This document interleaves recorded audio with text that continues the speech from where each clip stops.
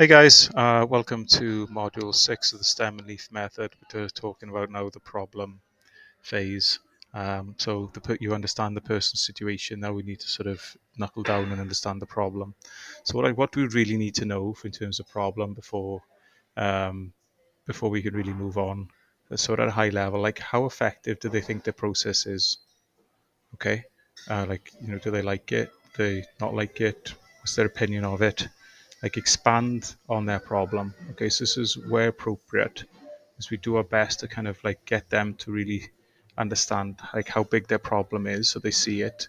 Because in the kind of modern era of selling, consultative selling and looking at solutions, okay, but it doesn't inspire a person to change as much as them understanding the pain that they're in. Okay. Okay, and why look at our solution rather than like a DIY or some similar alternatives? So that would be like the main sort of take homes we want to get from the problem phase. And on the topics of problems, so we're going to run through kind of the problems that we do see.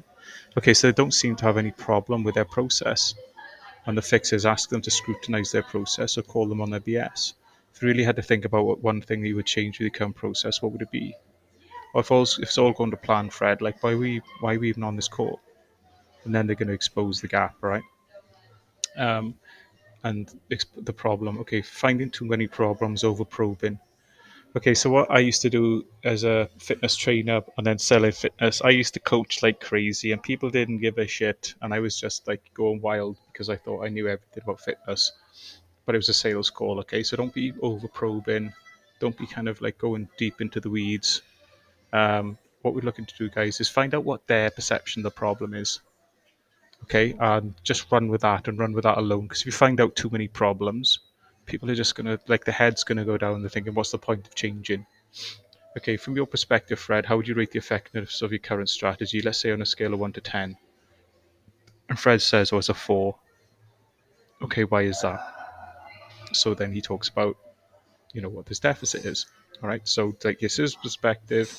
I don't care what my perspective is because he won't buy my perspective. He'll buy as on his perspective.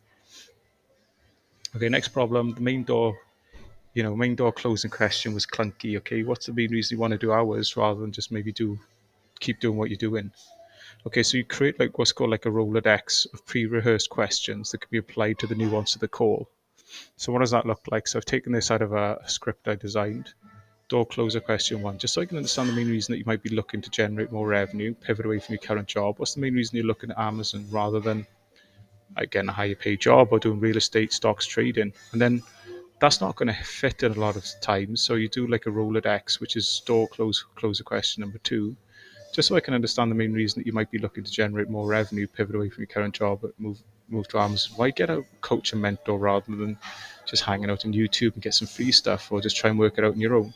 So, like, if you could imagine, like, different conversations are going to need different replies, and having them built out in advance means that you don't sound clunky when you're asking those sort of questions.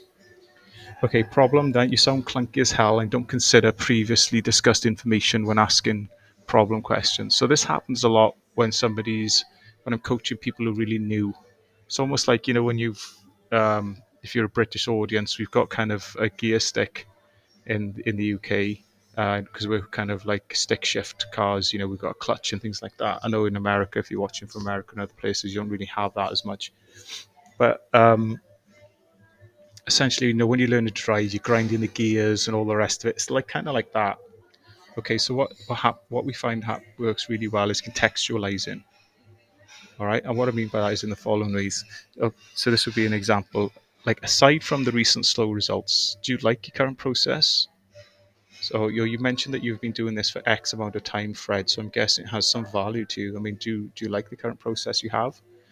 So do you notice how more almost conversational that is? Yeah, and that's what I call like contextualization. So I'm pulling stuff from the earlier phases and bolting it in so it sounds like a conversation.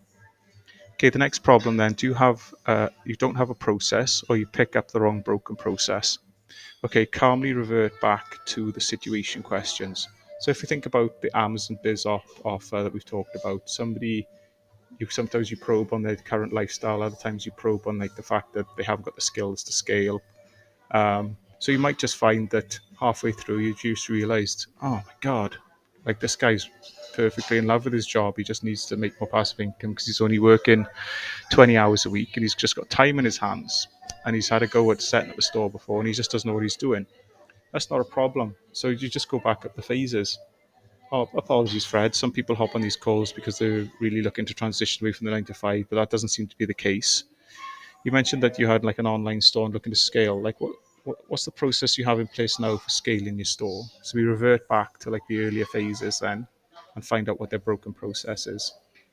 Yeah, hope that makes sense. Okay, so there's another problem. Okay, you're doing a problem question and you're trying to work out what their broken process is, and then they don't have one in the first place. Okay, and what you can do then is sometimes the fact that they're in pain is because they don't have a process. A great one would be fitness. Like, I'm doing absolutely nothing. It happens quite a lot in fitness calls. Okay, so you're not having any strategies in place to cope with that stress for the last 2 years, Fred. Is that having an impact on your well-being? In what way, though? What does that look like on a day-to-day basis? Yeah. So the fact that it doesn't have a process doesn't mean that you can't um, necessarily just expand on his pain. So that's how you turn a no process into a problem. So next problem is the language that you use needs refinement to the industry. So you use verbiage that makes sense to the prospect, or you have like a different one in place. So you could say like, Fred, on a scale of 1 to 10, how would you rate your current process right now? Or if it's a fitness offer, like, are you happy with what you see in the mirror right now? Or how effective do you feel like your current process is for losing weight? And so you've got like backups, yeah? So I just missed one there. Oh my goodness, guys, typo. And then the last one then would be over probing and sounding weird, or like a Nazi stormtrooper, okay? So I mentioned this at the start of a video a couple of videos ago, and that is, some people are moving towards stuff, and then in the problem phase, there's not a heck of a lot to probe on because they're not using pain adjectives. They're not talking about the crappy, shitty situation that they're trying to move away from. And in those circumstances, you're not going to find a lot of probe there. What you're really going to do is it's probably going to be more like a time or financial gap sell at the back end of the call, whereby you're going to be selling somebody on an efficiency or selling somebody on